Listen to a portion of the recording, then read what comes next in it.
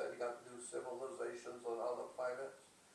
But the extraterrestrials look at us and think, wait a minute, you're talking about coming out to the stars and setting up new civilizations like the one you got on Earth today? I don't think so. With all the violence and pornography and drug addiction and murder and all the bad blood among peoples, and you're going to bring that out into the universe? You better think about that.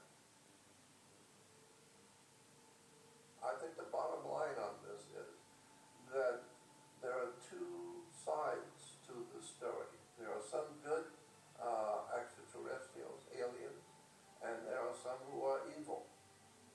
Same thing can be said for the human family. But that doesn't mean everyone's bad. It just means the ones who are bad are more vocal, and you see what they're doing. Because of the conditions that the world that we live in today exhibits, that there is a dark force in this world that tends to cause man heartache and tragedy and drug addiction and alcoholism.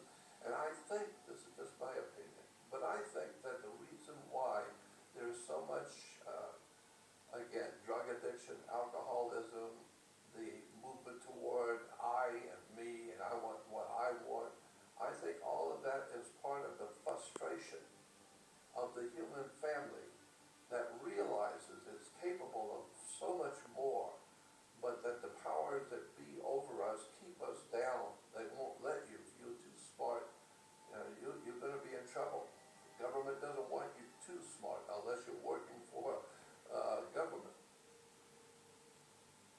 I think when we were being created with some kind of an inborn or hardwired complex in us that we want to look to something higher. We want to look to a father. We want to have a mother and father, and they take care of us, and they make all the decisions for us, so we can just go out and play and have fun as children, because we have the authority to take care of us.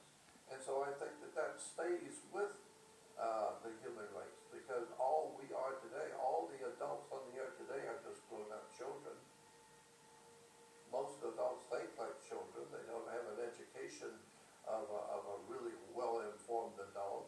And so I think that's the problem, is that our makers, and whoever they were, want to keep us ignorant, because that way they can control you better.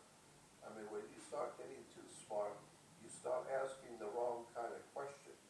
And now you're going to be in trouble, because now you, as an investigative reporter, you're starting to look at things going on in this world that you're not supposed to talk about. The best way to control